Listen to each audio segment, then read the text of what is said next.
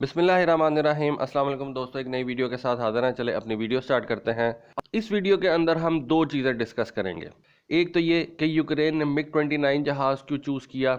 जब यूक्रेन की एयरफोर्स को बाहर की दुनिया की मदद की ज़रूरत थी और यूरोप जो है वो यूक्रेन की हेल्प करने में लगा हुआ था, तो उस वक्त मिग-29 यूक्रेन की ऑब्वियस चॉइस क्यों थी।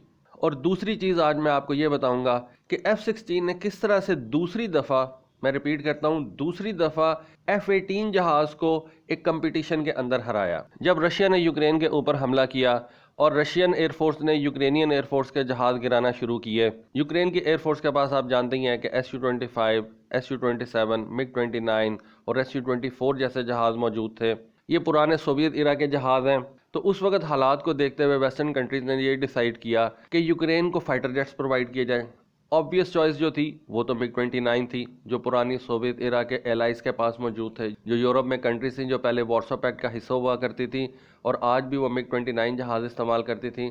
तो सबसे पहली तो ऑब्वियस चॉइस ये थी कि उन कंट्रीज से ये मिग-29 जहाज़ लेके यूक्रेन के हवाले किए जाएं। उसकी रीज़न दो थी। एक तो ये कि यूक्रेनियन एयरफोर्स के जो पायलट्स थे वो मिग-29 जहाज़ को जानते थे, उनके प्लानर्स को इसकी कैपेबिलिटीज़ का भी पता था और मिग-29 जहाज़ को वो आसानी से और बेहतर तरीके से इस्तेमाल कर सकते हैं।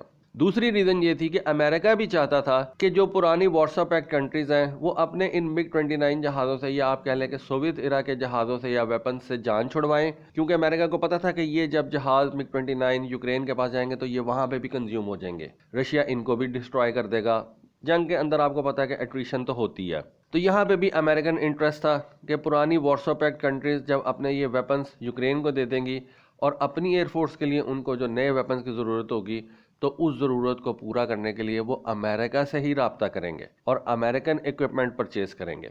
लेकिन अमेरिका को यह भी पता था कि मिग-29 जहाज़ जो उस वक्त यूक्रेन को दिए जा रहे थे वो इतने ज़्यादा सोफिस्टिकेटेड नहीं थे कि वो रशियन एयरफोर्स का सामना कर सकें। डेफिनेटली रशिया ने इतने वक्त के अंदर अपनी एयरफोर्स को काफ़ी हद तक मॉडर्नाइज कर लिया हुआ था।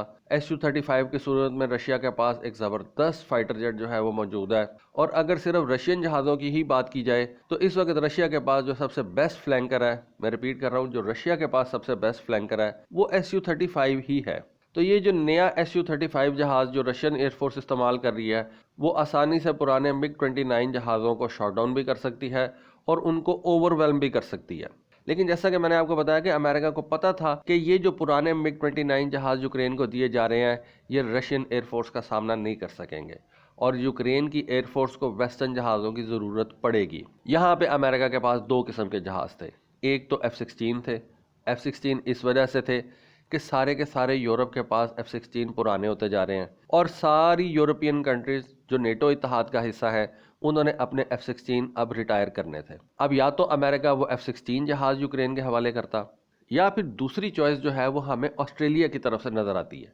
और जब अमेरिका ने F-16 जहाज़ों का ऐलान किया था यूक्रेन के लिए, बेसिकली अमेरिका ने नहीं किया था, ये बेसिकली यूरोपियन कंट्रीज़ की तरफ से एक बहुत ज़्यादा प्रेशर था अमेरिकन के ऊपर। अमेरिकन तो इनकार कर रहे थे कि हमने ये F-16 जहाज़ यूक्रेन को नहीं लेने देने, लेकिन यूरोपियन कंट्रीज़ का प्रेशर इतना ज़्यादा था अमेरिका के ऊपर कि उसको ये बात माननी पड़ी। उस वक्त ऑस्ट्रेलिया भी अमेरिका को ये पुश कर रहा था कि आप हमारे F-18 जहाज़ जो अब ऑस्ट्रेलियन एयरफोर्स के लिए पुराने हो चुके हुए हैं और ऑस्ट्रेलिया उनको अब रिटायर करने का सोच रहा है और उनको रिप्लेस कर रहा है अपने F-35 जहाज़ों से, वो यूक्रेन के हवाले कर दिए जाएं। और जब ये ऐलान किया गया था F-16 जहाज़ों का कि ये F-16 जहाज़ यूक्रेन के हवाले किए जाएंगे, तो उससे कम 2 महीने पहले ये बात हमारे सामने आई थी कि ऑस्ट्रेलिया अपने F-18 जहाज़ यूक्रेन को देना चाहता है। अब एक बात मैं आपको वैसे बताऊं, F-18 जहाज़ जो है वो F-16 के मुकाबले में तो आप कह सकते हैं कि ज़्यादा कैपेबिलिटीज़ के साथ आता है। मैं ये नहीं कह रहा कि दोनों में से अच्छा जहाज़ कौन सा है, लेकिन कैपेबिलिटीज़ के हवाले से अगर देखा जाए, रेंज के हवाले से देखा जाए, नंबर ऑफ़ वेपन्स के हवाले से देखा जाए, सेंसर सूट के हवाले से देखा जाए, तो डेफिनेटली F-16 जो है वो एक लाइट वेट जहाज़ है, जबकि F-18 जो है वो एक मीडियम कैटेगरी का जहाज़ है। 2 इंजन के साथ आता है। F-18 की जो वेट कैटेगरी है वो F-16 के मुकाबले में ज़्यादा बेहतर है। तो वेट कैटेगरी के हवाले से अगर आप सिर्फ देखें दोनों जहाज़ों को, तो F-18 जो है वो एक बेहतर चॉइस थी। लेकिन यूक्रेनियंस ने F-18 को पसंद नहीं किया। यूक्रेनियन एयरफोर्स के जो ऑफिशियल्स थे उनका कहना यह था कि हम ये फ्लाइंग क्रैश यानी कि ये जो F-18 है इसको नहीं लेना चाहते। और यूक्रेनियंस जो थे उनकी एक बड़ी सिंपल और क्लियर चॉइस थी, वो ये F-16 जहाज लेना चाहते थे अमेरिका से। शायद उसकी रीज़न ये भी थी कि पूरे यूरोप के अंदर बहुत ही कम कंट्रीज हैं जो ये F-18 जहाज इस्तेमाल करती हैं। फिनलैंड इस्तेमाल करता है, स्विट्जरलैंड इस्तेमाल करता है, लेकिन जबकि दूसरी तरफ अगर F-16 को देखें तो F-16 तो सारे का सारा यूरोप इस्तेमाल करता था। बेल्जियम, नेदरलैंड्स, डेनमार्क, नॉर्वे और बहुत सी कंट्रीज हैं जो ये F-16 जहाज इस्तेमाल करती थी।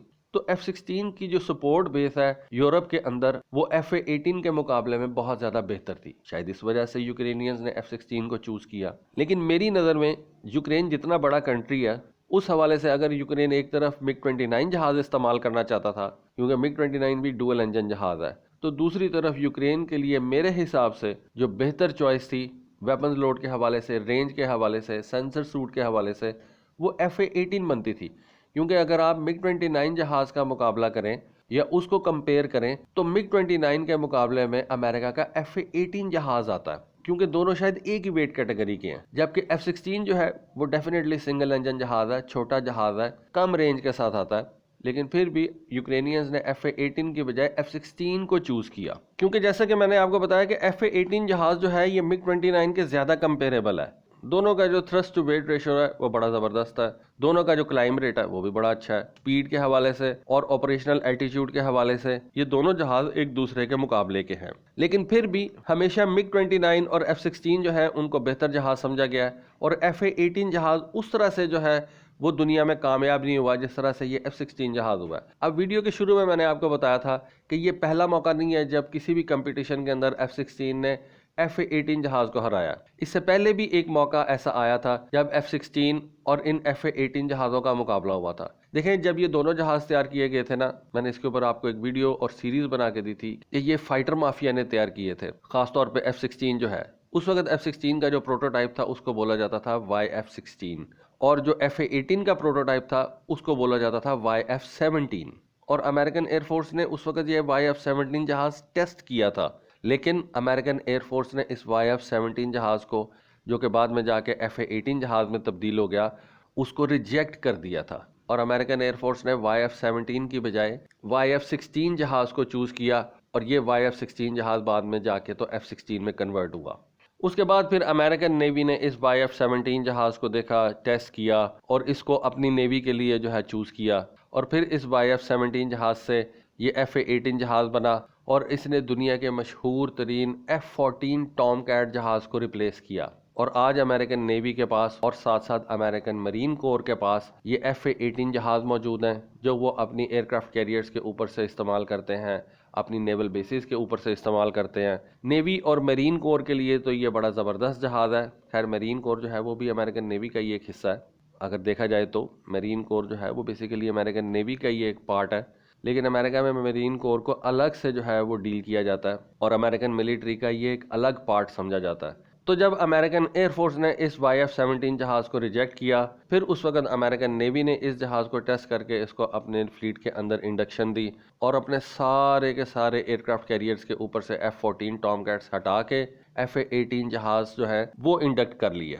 उसके अलावा F-16 जहाज़ जो है उसने बहुत सी कॉम्बैट देखी, बहुत से दुश्मन के बहुत से जहाज़ और दुश्मन की बहुत सी इकसाम के जहाज़ों को शॉट डाउन किया। जबकि ये जो F-18 जहाज़ है, इसके बारे में कहा जाता है कि इसने अभी तक सिर्फ सोवियत इरा के MiG-21 और MiG-25 जहाज़ों को शॉट डाउन किया हुआ है। तो दोस्तों, ये थी आज की इन्फॉर्मेशन, ये थी आज की वीडियो। होपफुली आपको आज की वीडियो, आज की इन्फॉर्मेशन पसंद आई होगी।